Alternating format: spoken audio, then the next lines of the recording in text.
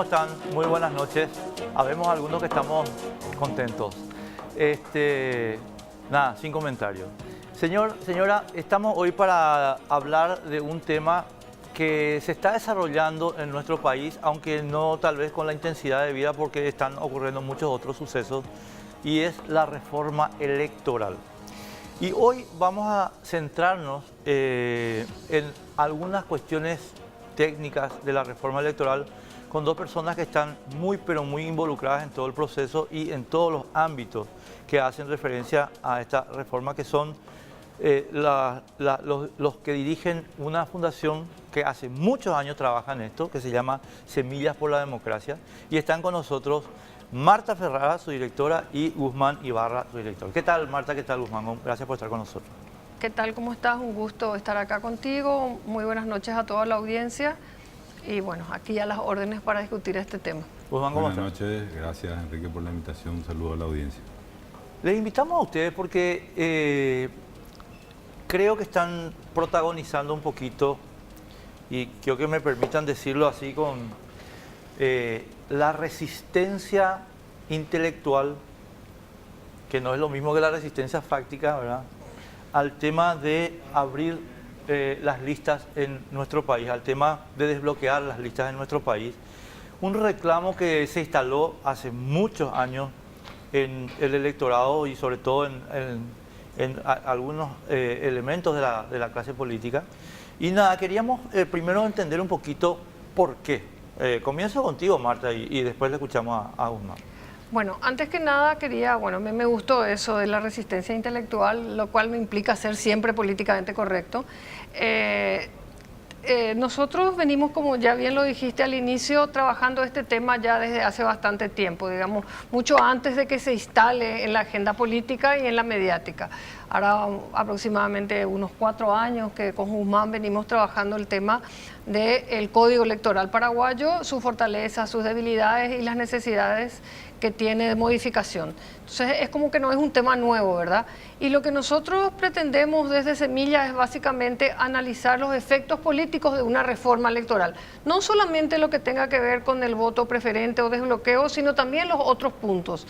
Y sobre todo en el sentido de que cualquier cambio que se haga va a modificar otros tantos. No es que vos movés una sola cosa y con eso solucionás el problema y no se mueve más nada. O sea, todos los cambios implican una serie de movimientos que pueden afectar de una forma u otra. Y siempre empezamos, y ahí después le voy a pasar la palabra a Guzmán, preguntándonos por qué queremos cambiar el Código Electoral, qué es lo que nos lleva a buscar una reforma electoral. O sea, partir de esa premisa para después empezar a buscar las respuestas. Entonces, sí. Guzmán. Sí, justamente Enrique, esa es una de nuestras preocupaciones cuando abordamos esta temática, la importancia de la definición correcta de cuál es el problema, ¿verdad? Si uno ve estos manuales o las reformas que se hicieron en otros países sobre el sistema electoral, uno ve que se parte de un diagnóstico claro del punto de vista de las debilidades. ¿Cuáles son las debilidades? En función a la determinación de las debilidades se ven cuáles son los objetivos de la reforma y a partir de ahí se empieza la discusión sobre las variables técnicas, legales, etc. Un poco dentro de esa dinámica nosotros tratamos de plantear esta cuestión desde un punto de vista de un diálogo crítico, ¿verdad? Por ejemplo, vos mencionaste la cuestión del desbloqueo o el voto preferente. Está también la cuestión, por ejemplo, del voto electrónico. Entonces te dicen, bueno, vamos a hacer voto electrónico. Está bien, se puede hacer voto electrónico. ¿Por qué? ¿Cuál es el problema? Entonces, ahí te dicen, bueno, hay un problema, que las actas, que la confianza. Bueno, ahí está la cuestión, determinar con claridad. Tenemos un problema de precisión, de rapidez en la transmisión de los resultados, o es un problema de confianza en el sistema electoral. Entonces le dicen, no, el problema principal es un problema de confianza. Muy bien, entonces, ¿cómo es posible que las urnas resuelvan el problema de confianza? Las urnas podrían ayudar a que la transmisión sea más eficiente, etcétera, pero el problema de confianza es un problema político, ¿verdad?, que se resuelve con, qué sé yo, mayor independencia, por ejemplo, del sistema de justicia electoral.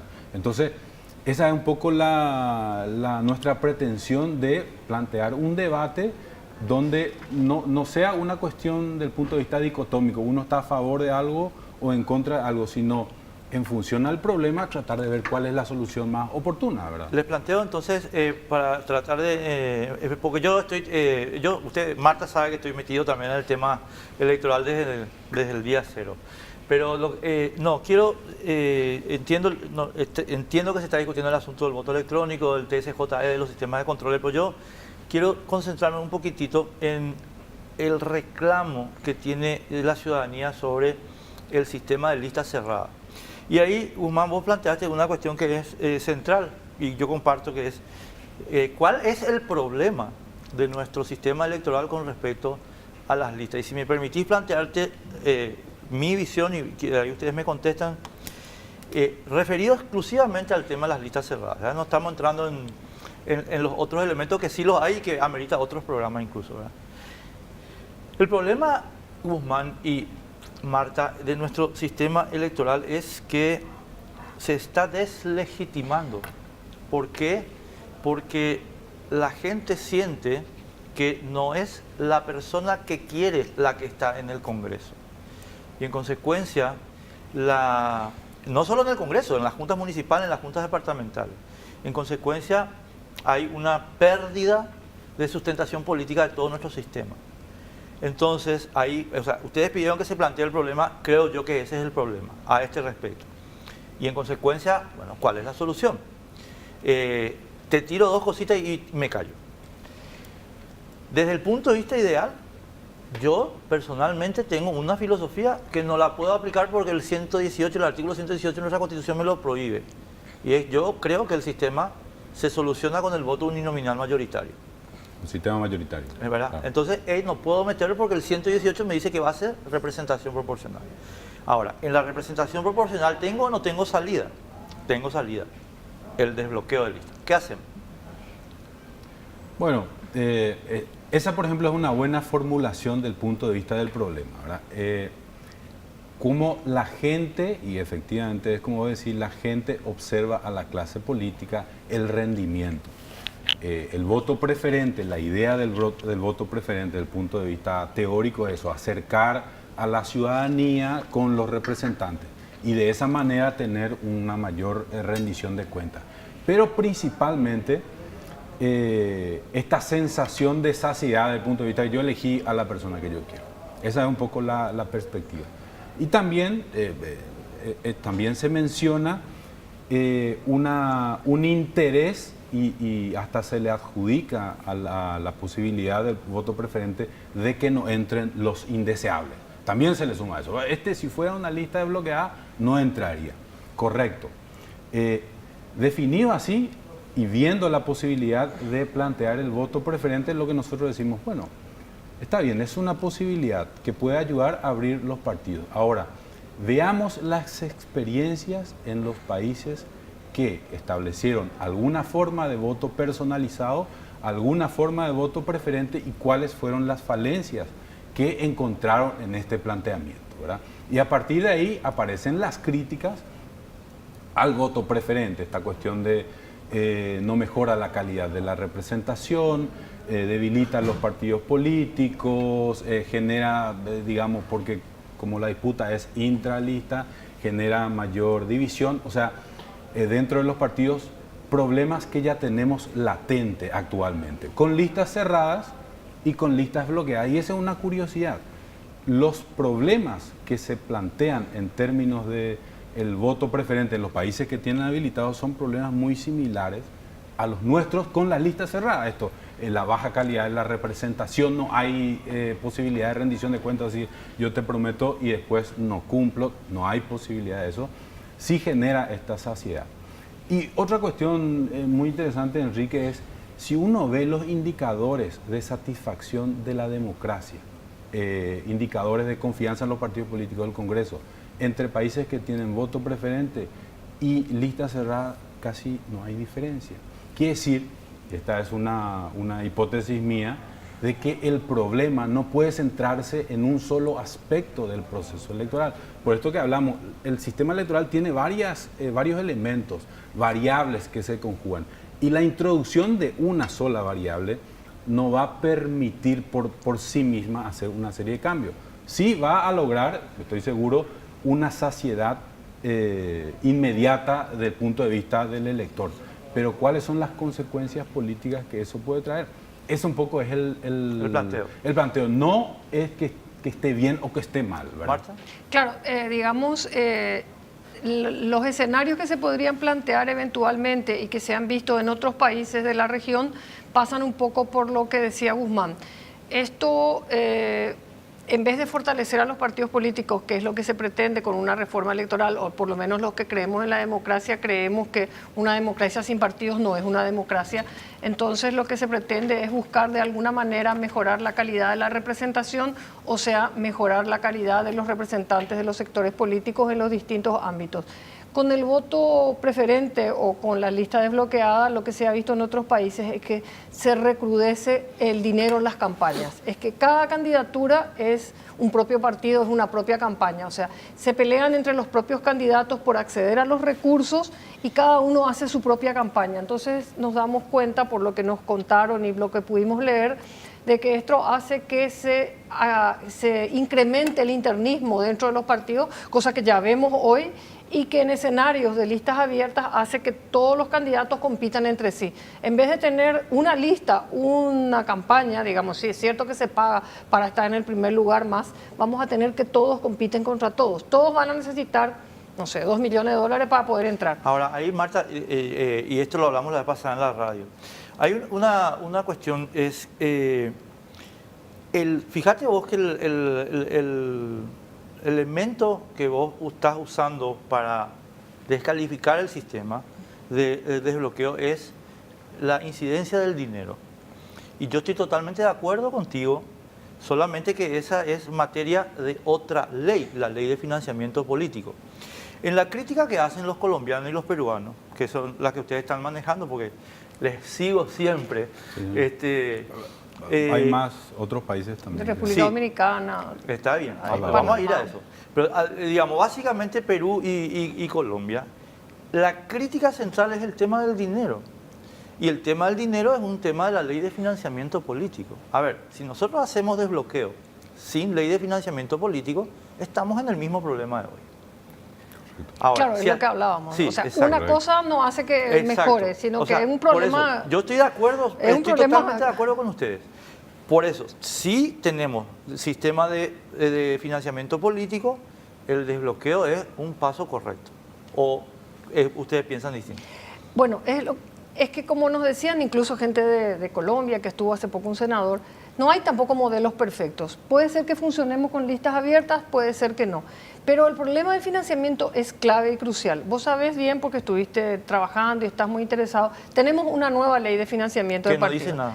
Exacto. Entre otras cosas, la nueva ley de financiamiento de partidos, que ya fue aprobada incluso por el Ejecutivo, dice que los partidos políticos ahora van a ser sujetos de la Ley de Acceso a la Información a través del portal del Tribunal Superior de Justicia Electoral, que no tiene oficina de acceso a la información. O sea, si hay una institución del Estado paraguayo que es oscura, es el Tribunal Superior de Justicia Electoral. Hoy es el día en que nadie, ni siquiera los partidos, tienen acceso a las actas de las elecciones. Entonces, ¿qué garantía tenemos de que cuando abramos eventualmente las listas, que puede ser una posible vuelta a tener mayor legitimidad la clase política, tengamos una competencia absolutamente irracional por cada campaña y nadie va a controlar el dinero? O sea, si hoy no se controla, ¿te imaginas cómo va a ser eso en un escenario? O sea, en ese sentido es que a nosotros nos preocupa que movamos una pieza sin tener en cuenta el contexto. El contexto básicamente es que, como decías vos, y yo comparto tu diagnóstico, esta crisis, ¿cómo se genera? ¿Por qué sale este pedido de reforma electoral hoy, siendo que las observaciones de la Unión Europea y de la OEA de las dos últimas elecciones han sido muy claras en el sentido de que había que cambiar y nunca se cambió nada? ¿Por qué sale esto? Porque se dudó del resultado. Más allá de que haya habido o no fraude, hubo duda respecto al entonces quiere decir que no hay confianza en el órgano. Entonces vos podés cambiar todo lo que quieras, pero si seguimos sin modificar el problema de fondo, podemos poner parches que pueden ser peor el remedio que la enfermedad, como se dice. O sea, es nada más que en ese sentido, y por eso es interesante esta conversación, para que nos entienda, nosotros no estamos ni a favor ni en contra.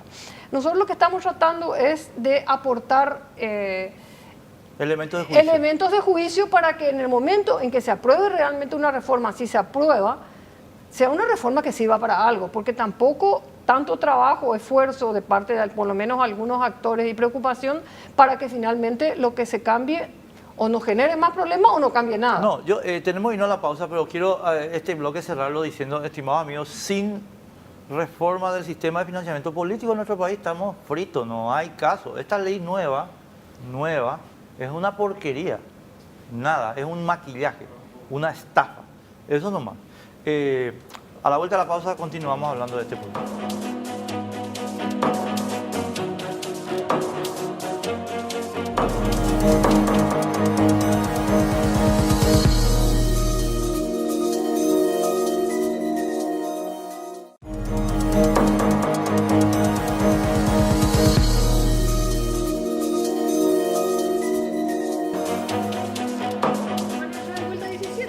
Estamos hablando fuera de micrófono de cosas indecibles políticamente. Íntimas. Bueno, no, a ver, yo le planteaba a Marta y a Guzmán sobre el tema del financiamiento en listas desbloqueadas, y voy a plantear ahora al aire lo que le estaba diciendo en privado. Vamos a suponer que desbloqueamos las listas, estimados amigos, establecemos el voto preferente, pero no cambiamos la ley de financiamiento. Y entonces va a haber Óscar González Daer para poner plata en el sistema, para ir a lista desbloqueada. Ahora, ¿qué pasa hoy, estimado amigo, estimada amiga? Lo que pasa hoy es que Óscar González Daer le da la plata a Horacio Cartes, punto. No tiene que discutir nada, es más, ni participa en la campaña, le esconden, y él sale número 3. En cambio, en el sistema desbloqueado, aun cuando ponga plata, Óscar González Daer, por debajo de la mesa, va a tener que discutir, va a tener que salir, y va a tener por lo menos un tamiz de control popular. Esa es mi posición, Guzmán, Marta, les escucho. Sí, Claro, puedo comentar una anécdota que creo que todo el mundo sabe, y voy a citar el nombre de una política que fue intendenta, que además amiga mía personal, fue mi compañera de trabajo, que es Evani. Vamos a usar nomás la imagen de alguien como Evani para ir votando en las listas. Eso es lo que tenés ahora. Claro, y eso También se hizo ya una vez y Evani no entró. Y está bien, y eso tenés ahora. Y vamos a cambiar eso. Bueno, pero ¿vos te parece que ahí te va a ir Guzmán? No, con las listas también te ponen candidatos de alto rendimiento. De alto rendimiento. ¿Verdad? Por ejemplo, está el famoso caso de Tiririca en Brasil, que él consigue 1 millón y pico de votos preferentes, detrás de él entran otros 4 o 5. Hasta antes de esta elección donde el hijo de Bolsonaro tuvo el mayor voto preferente de toda la historia de Brasil, había un personaje, no sé si ustedes recuerdan, allá por la década del 90, muy particular, Eneas Carvalho se llamaba. Era un candidato que tenía 15 segundos para hacer publicidad y salía y terminaba, yo soy Eneas, ¿verdad? Bueno, él había sacado 1.500.000 votos, pero detrás de él entraron como 4 o 5 más que eran, digamos, indeseables. Entonces, el sistema con las listas abiertas, con las listas cerradas, aparecen estos problemas. Son problemas inclusive similares que se pueden agravar o no. Y por eso me parece importante tener esta visión sistémica, ¿verdad? O sea, modificando un solo aspecto y no tocando los otros, no vas a conseguir lo que estás buscando para resolver. Vamos a suponer que tu problema es que las élites partidarias controlan y nominan a las personas y cobran por eso. Entonces, para romper ese control, vos lo que lográs, o sea, lo que haces es abrir las listas, ¿verdad? En consecuencia, tenés que poner toda una serie de controles para lograr que eso realmente sea así. Estoy totalmente ¿verdad? de acuerdo. Pero, Guzmán, una cosita nomás ahí para meter en el tema. 100% de acuerdo. Lo que ocurre es que eso es lo que está, de eso se trata la reforma electoral. Claro. Porque si no está nomás, vamos a cambiar el artículo no sé cuánto. Pero la ley electoral tiene que modificarse en el punto, o sea, la ley de financiamiento de partidos forma parte del sistema electoral, o sea, que no es que andan por compartimientos separados. O sea, vos cambiás la ley electoral y se incorpora al código electoral como un punto modificado. Incluso hay muchas modificaciones que se fueron dando en el camino. Hay otras modificaciones que tienen que ver con temas de derechos humanos Y yo citaba el caso de Evani porque te van a meter a los famosos winners por delante, como dice Guzmán, y después igual van a entrar detrás otros. Ahora, o sea, no nos vamos a quitar de encima los indeseables. Probablemente en una primera fase sí entre eventualmente alguien, pero de hecho siempre, igual en las listas cerradas, siempre entran 4 o 5 que sirven. No, o sea, acá, eso no es... Marta, escúchame, o sea, yo creo que no, o sea, yo creo honestamente que trato de no ser ingenuo en este tema. Para mí no se trata de que aquí, yo siempre le digo a la gente cuando estamos hablando de esto, no es que Carlos Portillo no va a entrar. Carlos Portillo eventualmente va a entrar. ¿Por qué? Porque él tiene una clientela, ¿verdad? Exacto. Bueno, pero el punto es que con el sistema cerrado le es más fácil entrar. Y te voy a agregar un dato, Guzmán, que a lo mejor te va a chocar un poco, y perdón, pero le es más barato entrar a gente como ellos. En cambio, con el sistema desbloqueado, les va a costar más plata. O sea, de lo que se trata desde el punto de vista utilitario para mí es de agregarle costo a la mafia. Agregarle costo a la mafia, que les sea más caro. Y por supuesto que tiene elementos que vamos a discutir enseguida, que son el tema de los partidos y compañía, pero con el sistema desbloqueado le agregamos costo. Eso es cierto. De hecho, una de las principales críticas que se le plantea al voto preferente es que encarece la política, ¿verdad? Porque cada uno tiene que pagarse su campaña, ¿verdad? Pero también echa la ley, echa la trampa, porque las élites políticas tienen comportamientos estratégicos. Vos le cambias una ley y van a buscarle la vuelta. Focalizan su clientela política, ¿verdad? Sí, señor. Y entonces también eso hace que luego en el Parlamento, qué sé yo, tengan que pagar esas cuentas de la gente que financia la campaña. O sea, hay una serie de elementos que hay que considerar. Y otra cuestión que no está discutido, ni por ahí se ha planteado, sobre todo desde el punto de vista de los partidos pequeños, ¿verdad? Y que es un aspecto clave de los sistemas electorales, es la magnitud de la circunscripción, ¿verdad? Hay circunscripciones que son prácticamente mayoritarias, se eligen 2, ¿verdad? O se eligen, en diputados se eligen 1. Concepción, Alto Paraguay. Alto Paraguay, Ñembucú, la mayoría ¿verdad? realmente. Ahí con listas abiertas o listas cerradas, el primero va a ser un colorado y el segundo va a ser un liberal. O al revés. Siempre, ¿verdad? Sí. No hay... Entonces, bueno, ahí habría que ver, ¿verdad? Inclusive desde el punto de vista, no está nomás planteado, ¿verdad?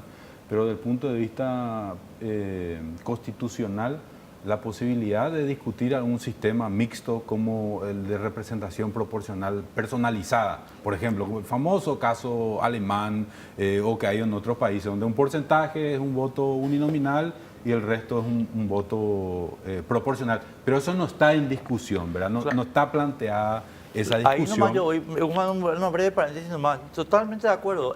Lo que pasa es que tenemos un límite que es el 118. Claro, totalmente o sea, de acuerdo. Tenemos un límite constitucional, por eso tenemos que trabajar sobre el sistema de listas. Pero yo quiero ir un poquito al desarrollo de esa idea que les planteaba, porque te pongo el caso de Óscar González Daer. Óscar González Daer tiene una clientela. Tiene una clientela que está formada por funcionarios públicos del Departamento Central que le convirtió en una potencia política fáctica del Partido Colorado. Ahora, fíjate vos lo que pasó en estas elecciones. En estas elecciones, en los dos procesos, digamos, del sistema electoral, la interna y la nacional, Óscar González Daer fracasó en movilizar su clientela con respecto a la contestación. Esos son datos.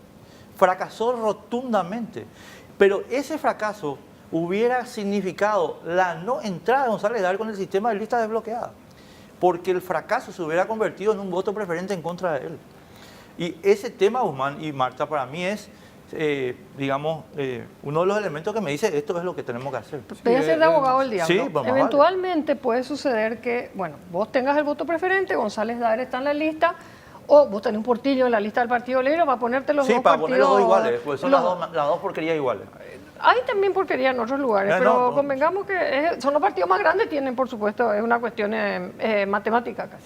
Entonces, vos vas a poder mover el nombre de González Daer, vas a poder mover el nombre de Portillo si es que se plantea el método, el sistema que se está planteando, que es mover un número en la lista.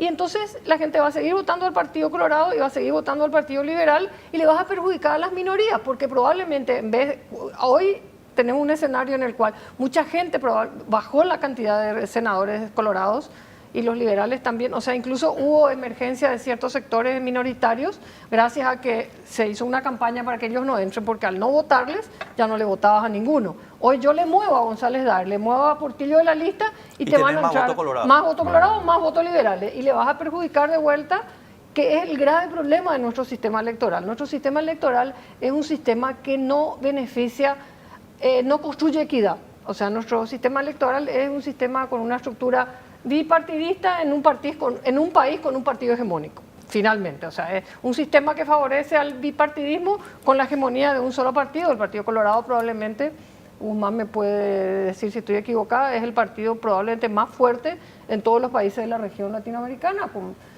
Fuerte en sentido de que hace cuánto tiempo gobierna, controla el Estado. Entonces, el problema de fondo de nuestro sistema, y por eso no tiene credibilidad hoy, no tiene legitimidad frente al elector, porque no construye equidad, tiene graves problemas en el momento con las mesas, tiene problemas de violaciones claras de derechos humanos, acá no pueden votar los presos sin condena, etcétera. Las comunidades indígenas siguen siendo arreadas. Son problemas que tienen que ver con una cuestión de estructura del propio código. Entonces, por eso es que yo hago un poco de abogado del diablo, por eso te digo, yo no sé si, cierto, yo no le voy a votar a González Daer, tal vez él no entre en la lista y ambos partidos vuelvan a meter de nuevo y se acaben las terceras fuerzas.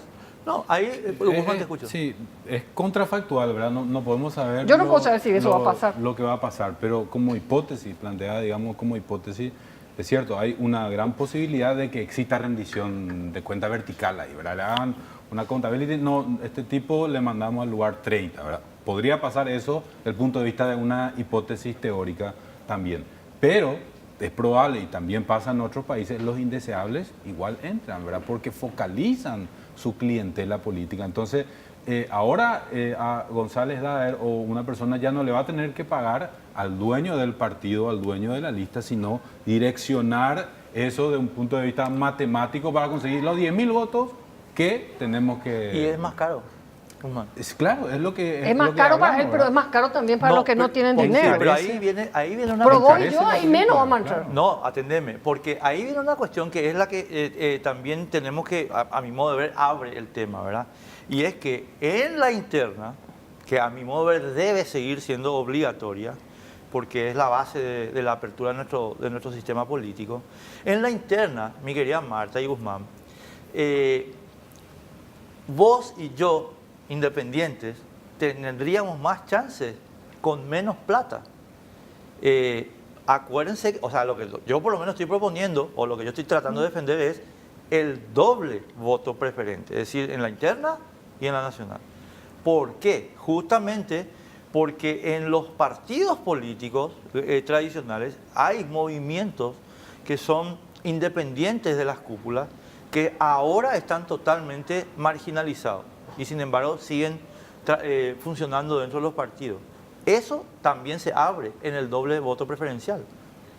Sí, yo creo que hay variantes, ¿verdad?, que se pueden estudiar, ¿verdad? Con esto que hablamos, que hay varios elementos que confluyen y que es importante hacer mención. Yo sé que estamos entrando en un tema, pero esto se conecta con otros aspectos. Y algo que mencionaron ambos, que está implícito, nosotros tenemos un sistema electoral donde uno de los principales problemas es la asimetría en la competencia, la desigualdad en la competencia.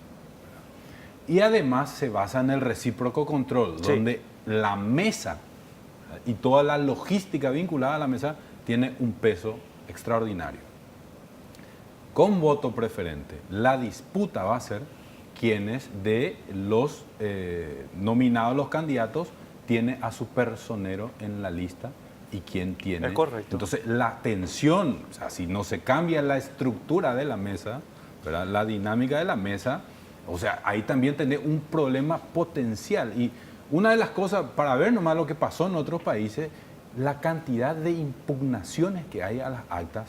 Y una cosa notoria es que no es entre diferentes partidos, sino al interior, ¿verdad? Cómo se empiezan a ver, no, ¿verdad?, acá me robó 3 votos, etcétera. Entonces, se reproduce, digamos, esa asimetría en la competencia. Ahí yo, Guzmán, tengo que hacerte un planteo que Marta ya me escuchó la vez pasada que estuvimos hablando en la radio, pero quiero, porque eso que vos señalás es correctísimo y yo creo que es la base de la hegemonía entre comillas, binaria que tenemos en nuestro país, ¿verdad? Bipartidismo desigual. Sí, un bipartidismo desigual, pero no sé si tan desigual, ¿verdad? Por ahí no andan los dos haciendo competencia a ver cuál es peor.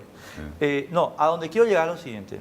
Lo que pasa, Guzmán, y esto creo que hay que tener mucho cuidado, es que si vamos al sistema de funcionario controlador, independiente de los partidos, corremos el riesgo de que el esquema hegemónico se convierta en hegemónico total, porque el funcionariado está totalmente derivado de eso.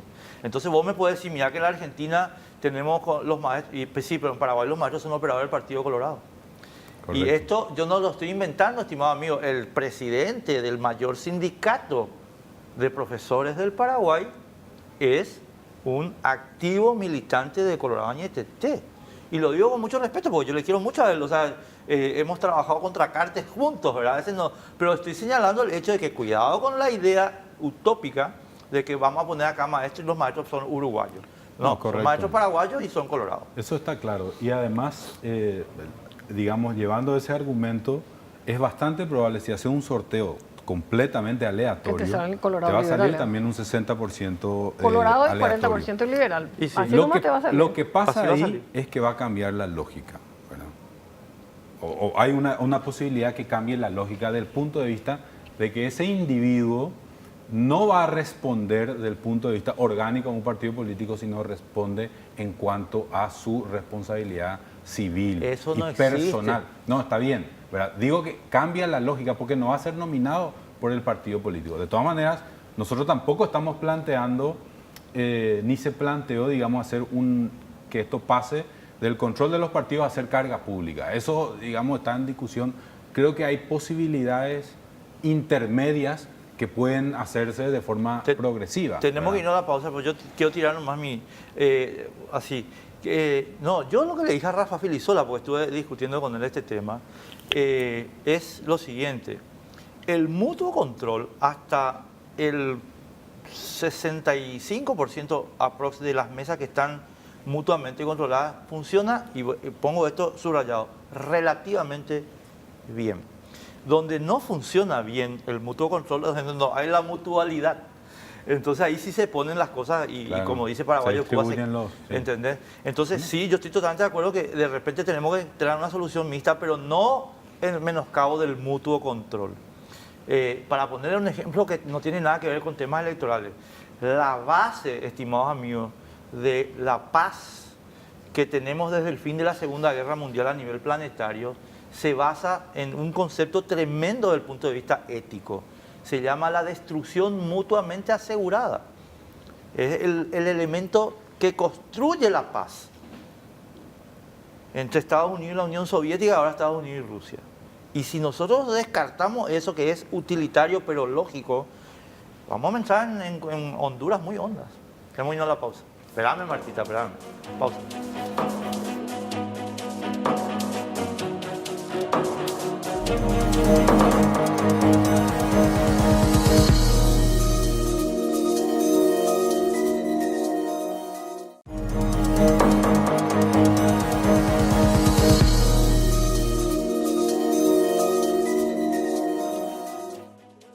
Totalmente.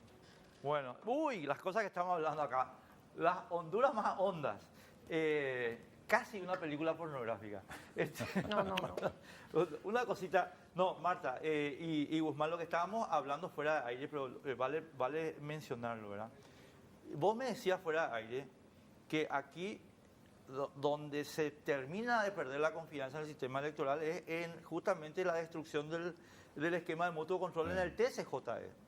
Y yo estoy totalmente de acuerdo contigo, porque ahí, y yo voy a dar nombres, o sea, no les pido que ustedes den, ¿verdad? Pero el sistema se basaba, estimados amigos, en que Ramírez Zamonini representaba los intereses del Partido Liberal y, ¿cómo se llamaba?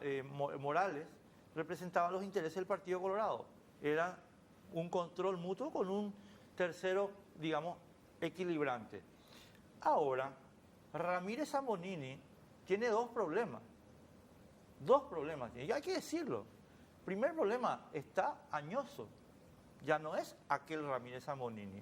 Segundo problema, él tiene una relación familiar con el presidente de la República. Chicos, lo siento. Y después, la otra cosa es que Jaime Bestar representa al cartismo. Y la señora Malena Huapenca representa... Me voy a callar. No, efectivamente, ese es otro aspecto clave de todo lo que estamos discutiendo ahora vinculado a la elección, de la institucionalidad. O sea, ¿vamos a mantenernos en un sistema basado en el recíproco control o vamos a ir hacia un sistema donde hay una administración independiente, donde el árbitro electoral es un árbitro no vinculado a partidos políticos? ¿Verdad? Ahora, una preguntita ahí, Guzmán, pero para precisar los términos de tu exposición nomás. ¿Hay independientes en Paraguay? No, o sea, independiente del punto de vista funcional de los partidos políticos, ¿verdad? Hay experiencias de otros países donde las personas que juzgan en el contencioso administrativo electoral son de la rama judicial. Por supuesto, son países que tienen sistemas judiciales medianamente independientes, ¿verdad? Pero digamos, estamos planteando el punto de vista de las posibilidades teóricas, ¿verdad? O sea, de pasar a depender exclusivamente de los partidos políticos o tener un organismo electoral más independiente. Por supuesto, siempre va a ser político, está claro, eso no hace falta explicar, pero no va a depender de las cúpulas de los partidos políticos. Ese es un tema que hay que analizar, ¿verdad? O sea, esto funcionó bien en algún momento, por esto que vos señalabas, desde el punto de vista de que se controlaban mutuamente, ¿verdad? Ahora, eso también, si uno ve desde la perspectiva de los pequeños partidos, no es justo para ellos, ¿verdad? Entonces, hay desigualdad también ahí desde el punto de vista, porque al final, y uno de eso puede ver un poco la característica sistémica de nuestro código electoral, del sistema electoral, es que le beneficia a los dos partidos, en diferente proporción, pero le beneficia a los dos partidos por sobre las terceras fuerzas. Claro, cuando yo te decía que estamos, claro, nuestro sistema electoral es un sistema, tiene una construcción bipartidista, en eso es muy parecido a Honduras, y cuando vos hablabas de Honduras, yo quiero hacer también una comparación con países que tienen problemas similares a los nuestros. En Honduras también se perdió los pesos y contrapesos que existían entre los dos partidos tradicionales, hegemónicos, como les llamamos, y hubo una crisis mucho más grande que la que tuvimos nosotros, a la cual nosotros podemos llegar si no cambiamos esas condiciones actuales.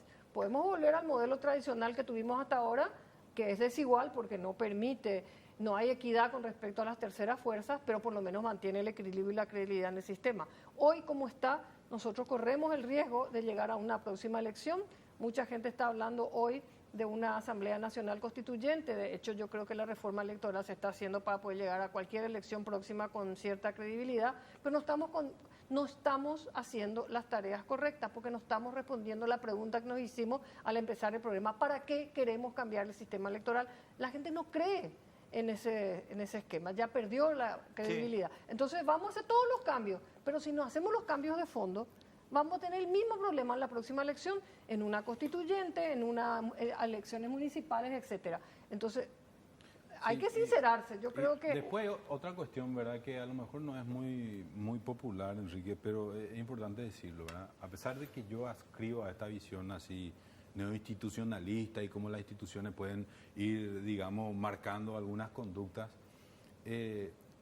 la posibilidad de que solamente el cambio del sistema electoral implique un cambio en toda la realidad política es muy limitado, no se dio en otros países, porque, digamos, depende de otros factores, depende de la economía, de la cultura política, de la tradición. Yo voy a traer un ejemplo. Hay varios elementos que yo sé que nosotros ahí, no somos nosotros los paraguayos, no somos muy proclives a estudiar historia de Inglaterra. Pero yo quiero traer a colación, para lo que vos estás diciendo, voy a contar una situación, ¿verdad? Los ingleses tenían un sistema electoral que se llamaba de burgos podridos. Muy corrupto, y tanto que efectivamente en algún momento dado del año 1830 por ahí, ellos estaban planteando, bueno, si esto terminaba o no en una guerra civil. Y hay un señor que se llama Benjamin Disraeli, estimados amigos, que plantea poner punto final a eso. Y se hace una tremenda reforma electoral en el año 1842. ¿No? Estoy hablando de memoria, así que le pido disculpas por la falta de precisión de fecha. Y ahí voy a lo que vos decías. ¿Y sabes qué pasó, mi querido Guzmán? Sí cambió la base ética del sistema político. Y cambió radicalmente. Es decir, no es que la reforma de Israel y sus compañeros, porque eran entre varios, ¿verdad? Fue una cosa revolucionaria. Y yo creo que si nosotros combinamos desbloqueo y financiamiento, vamos a tener un cambio dramático de la calidad de la clase política paraguaya. Está claro que, por ejemplo, temas como la expansión del sufragio, ¿verdad? Que es lo que vos hablas, tuvieron un cambio extraordinario en las democracias. Antes solamente votaban los hombres y votaban los propietarios, ¿verdad? Y por supuesto, la ampliación de la ciudadanía implicó que el sistema se revitalice, etcétera, la inclusión. Hay otros elementos dentro de este tema de la reforma que van a ayudar también, me parece a mí, que no hay que dejarle de lado, a mejorar la equidad y la igualdad. Uno de esos temas es la cuestión de género, ¿verdad? La cuestión de la paridad. O sea, si se incluía, si se aprobaba el tema de la ley de paridad, a lo mejor no iba a modificarse mucho la representación política de las mujeres porque solamente iba a ser en la interna. Pero la mayor inclusión de las mujeres hubiera sido un salto muy importante desde el punto de vista de la igualdad del acceso a los cargos. Y está toda la cuestión de las comunidades campesinas, de las comunidades de los pueblos indígenas, por ejemplo, también, ¿verdad? Que hay situaciones, vos estás hablando del caso de la tradición anglosajona, ¿verdad? Este tema de los circuitos uninominales, cuando manipulan y hacen el gerrymandering, ¿verdad? Acá pasa, en cierta manera, hay gerrymandering con los indígenas, porque figuran en el padrón de Villa Ayes, pero ellos viven en Puerto Casado, sí, ¿verdad? Entonces, digamos, en efecto, no pueden ejercer ni participar, digamos, de una forma... Totalmente de acuerdo. Pero yo una cosita nomás, Marta, perdón, ¿sí? una cosita ahí sobre lo que vos estabas diciendo, Guzmán, que es... A mi modo de ver, nosotros no tenemos, a ver cómo decirte, lo que no podemos más es seguir detenidos en la situación en que estamos, por lo que estaba señalando Marta, ¿entendés? Y entonces a mí me preocupa que nosotros no seamos capaces de generar el empuje que necesita el cambio político. Yo estoy más preocupado que ustedes. No, mira, nosotros estamos muy preocupados, mucho más de lo que la mayoría de la población probablemente esté, porque estamos en este tema hace mucho tiempo.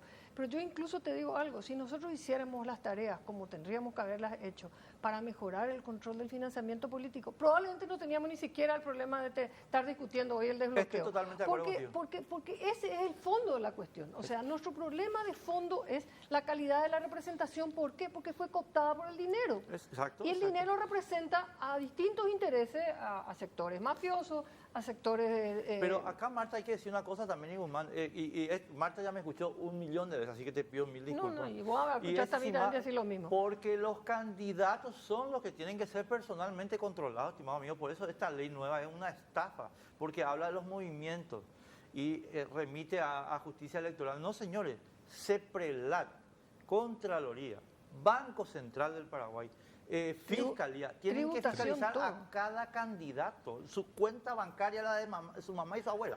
Tributación. ¿Entendés? Es más, y tributación. en México, Enrique, las cuentas bancarias no tienen de los partidos no tienen secreto Pero bancario. Claro que no pueden tener. Y todo está chequerizado. O sea, vos no podés hacer ninguna transacción en ningún partido político si no es con cheque para poder seguir el origen del dinero. O sea, México es un país que sí hizo cambios en su sistema electoral importantes que probablemente incluso permitieron que hoy el PRI haya vuelto a caer. ¿Por qué? Porque ahí también tienen un sistema partidario similar. Sí, no solo eso, un sistema hegemónico muy similar al paraguayo, y lo que decía Guzmán, fíjate cómo todas las correcciones que se hicieron llevaron, por ejemplo, a una super representación femenina en las cámaras del Congreso, por ejemplo. Bueno, y voy a decir algo que puede ser que no sea tampoco tan políticamente correcto, pero bueno, para eso a veces estamos nosotros, se fue reduciendo el dinero privado. Porque si vos haces un control efectivo, es mucho más fácil controlar lo que el Estado le da que que lo que le dan por fuera. Claro, Entonces, yo si ahí vos tengo- solo gastas, bueno, yo sé que vos no vas a No, estar de ¿sabes acuerdo por qué? conmigo. Pues yo tengo ahí una disputa con Silvio, con Víctor Ríos y contigo. Porque ¿Y cómo manda? el punto es simple, Marta. El tema está en que el narcotraficante, voy a poner un ejemplo del viernes, del viernes. En el allanamiento que se volvió a hacer en la casa de Cucho Cabaña, se encontró que él, aparte de las cuentas bancarias, tenía en su sofá millones de reales, pero estamos hablando de cientos de millones. En consecuencia, no necesitaba ningún cheque ni ninguna nada para pagarle a Ulises Quintana. Por decir el nombre de Ulises Quintana, que Sí, sí. entre paréntesis él alega que es inocente, ¿verdad? Pero, entonces, mi querida Marta, nosotros lo que tenemos que asegurar es la trazabilidad del aporte privado. Sí, es un gran Y problema. público. O sea, hay que asegurar básicamente la trazabilidad. O sea, es lo que vos decís es cierto. Pero mientras no haya un control efectivo, nunca vas a evitar que haya plata por debajo. Eso pasa en todas partes. Pero la mayor cantidad de controles es lo que va a permitir mejorar la calidad de nuestra 100%. representación. Porque algunos van a llegar siendo narcos, otros van a comprar a gente para que entre. O sea, pero si nosotros, el problema nuestro es la calidad de la representación, por eso queremos abrir las listas. Y la calidad de la representación va a mejorar el día que la gente que realmente tiene ética, la gente que tiene trayectoria, que tiene militancia, que tiene vocación de poder real, llegue al poder. Esa gente no tiene plata. Vamos a completar enseguida. Tenemos la última pausa.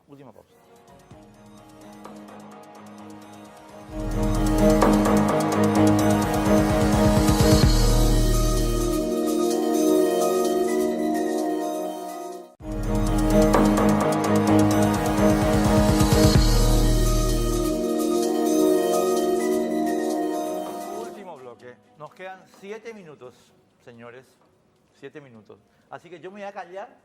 Vos estabas hablando fuera del micrófono, Guzmán, de ley de partidos políticos. Contame. Sí, bueno, un actor central, no solo del sistema electoral, sino de todo el sistema democrático, de las democracias liberales, son los partidos políticos, ¿verdad?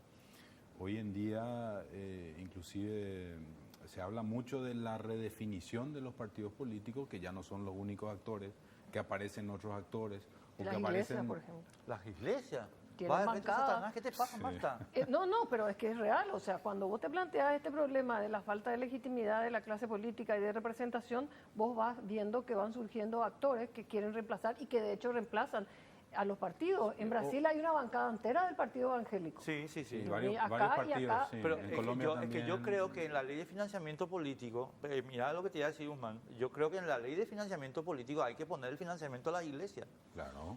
En México está prohibido. Pero no, es que hay que ponerlo. El caso de Colombia, en Perú, en Brasil, el lobby, y bueno, no el lobby ya es prácticamente un aspecto, una extensión orgánica de las iglesias, hay partidos políticos. Pero también aparecen estos partidos low cost, ¿verdad? Son partidos, digamos, que tienen bajo costo y que expresan, no sé, alguna política anti-establishment, porque también Antisistema. representan eso, antipolítica. Aparece la cuestión populista. Bolsonaro. qué sé yo, Los tenés, outsiders. qué sé Los yo, sí, outsiders. claro, Grecia, España, Podemos, Francia, o sea, es un fenómeno que aparece. Es porque hay contestación, porque Claro. el sistema griego, por ejemplo, era muy parecido al nuestro. El sistema griego que saltó por los aires con el tema de la quiebra era Claro. muy parecido al nuestro. Entonces vos decís, espera un momento, ¿por qué pico tenemos que llegar a ese lugar? Exacto, y esa es la destrucción de los partidos políticos, justamente. Gran parte de la responsabilidad por los partidos políticos mismos, Pero ¿verdad? ahí, que Guzmán, se yo te fueron digo, alejando de la sociedad. Nos claramente. agarramos con Marta la vez pasada en la radio, porque ella Era me- muy temprano, hermano Enrique, a esa hora. No, pues no, tenés que levantarte más temprano, dejate de bromar. No, vos lo tenés que levantarte más tarde. No, eso tenés que arreglar con Natalia. No, atender una cosa. Yo lo que te digo es que los partidos que fracasan en una economía de mercado, diríamos, tienen que desaparecen y no pasa nada, se forman otros. Y es lo que está pasando. No pasa nada si desaparece el Partido Colorado. Nada no pasa. Se forma otro. No, pasa claro, nada. lo que no pueden es desaparecer los partidos, no los importa cuál partidos, fuera. que es lo que yo te dije la pasada, los partidos como consecuencia del derecho de asociación Por supuesto que nos pueden desaparecer, pero el Partido Colorado o el Partido Liberal como entidades, No, pero yo estoy de acuerdo contigo. pero- Lo que yo planteaba esa vez era básicamente otro de los problemas que existen con las modificaciones del sistema electoral muchas veces y con este tipo de modificaciones que se hacen sin pensar en un contexto integral, es de que de repente tenemos congresos muy fragmentados. Y la fragmentación tiene también algunas debilidades importantes. Por ejemplo, a la hora de negociar, los gobiernos, cuando existen muchas minorías o muchos sectores representados, como nos decía el senador colombiano el otro día, surgen los partidos de las corporaciones, de las empresas, de los mafiosos, y vos tenés que negociar con todo el mundo, tenés que dar cupos, empieza la gran corrupción. O sea, vos tenés para poder conseguir que me salga tal ley, yo te voy a dar tantos cupos en el gobierno. Pero yo leí mucho, y le seguí mucho a este senador colombiano, me dio mucha rabia porque Guaú es del Partido Liberal Colombiano. Y yo dije, ¿pero qué clase de liberal vos sos, mi hijo? Fíjate, pero ¿por qué te menciono eso? Porque eso mismo que vos estás mencionando, lo tenían los liberales colombianos como negocio interno de su partido, esto sinvergüenza. No, él dice eso mismo.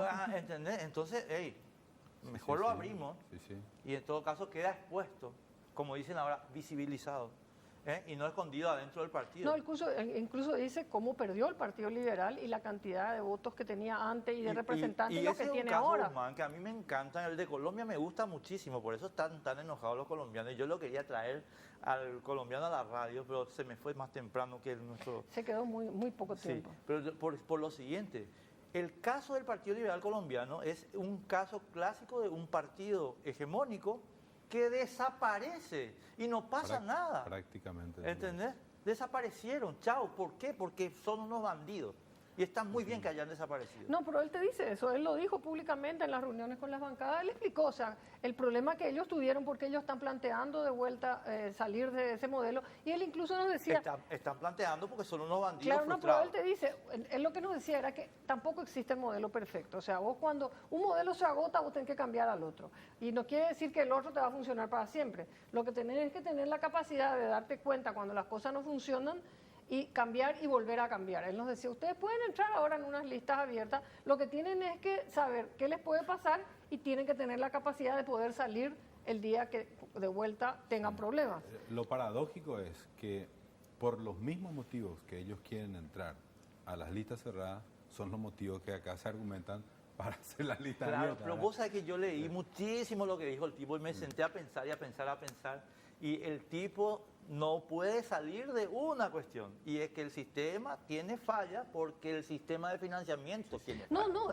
ellos lo padecieron, o sea, ellos, Narcotráfico el mismo, instalado. este señor que estuvo fue baleado, fue imputado y después liberado porque le persiguieron los narcos. O sea, Colombia Y los sabe, paramilitares. y los paramilitares, o sea, ellos viven y todos los sectores políticos, no se salva nadie. O sea, lo valioso y me pareció muy interesante fue cuando él decía el valor de sentarse en un congreso y ser capaz de discutir con gente que es absolutamente distinta a vos. Él dice, yo me he peleado toda la vida con Álvaro Uribe, yo no estoy de acuerdo con la FARC, pero hoy nos sentamos y todos hablamos en el Congreso. Y en la medida nos respetamos y nos escuchamos, y eso es lo que acá nos falta muchas veces. Bueno, porque acá tenemos otro problema subyacente, ¿verdad? Y es que 1, 2, 3 sabe mucho de negocios, pero de No, lectura. y a mí me preocupa, sobre todo esta discusión, y me parece súper importante rescatar estos espacios, Enrique, y darle visibilidad a estos temas, porque como decíamos antes, podemos ir a una constituyente hoy. Tampoco sabemos muy bien para qué nos vamos a ir. Te cuento y una cosita. a mí me preocupa, rápido porque sé que tenemos Sí. poco tiempo. Hay muchos pactos que se hacen para llegar a una constituyente, porque una constituyente es un modelo de país que yo Así quiero. mismo. Entonces podemos pactar ciertas cosas, pero siempre están los que salen de los pactos, y pasó en el Pacto de Olivos cuando se cambió la constitución en Argentina hace mucho tiempo. En el 94. Claro, donde sí hubo un acuerdo y hay gente que salió, pero para generar derechos. O sea, hoy va a haber gente que va a salir, seguro, porque siempre se salen del pacto, pero hay un movimiento muy fuerte para quitar derechos. Y nuestra constitución es buena. En el Paraguay tenemos un problema, y lo hablé el viernes con Beto Velar y le arranqué una declaración que necesitaba yo, y es, Beto, ¿cómo es el tema? Porque acá lo único que quieren es la reelección. Y Beto me dijo, Claro. nosotros no queremos cambio constitucional. Beto Ovelar, presidente del Congreso, el viernes me lo dijo en la radio. Ahora, yo a dónde voy y termino con esto. Marta, todo eso que vos decís es gravísimamente cierto. Y entonces tenemos que dejar la Constitución así como está. Porque acá en Paraguay tenemos una fuerza autoritaria gigante que se llama Horacio Carter. Y ¿saben qué, señores? Horacio Carter es una megapotencia, no tiene ningún equilibrante. Su poder económico no tiene equilibrante en Paraguay. En consecuencia, él es el que quiere cambiar la Constitución. Lo siento mucho.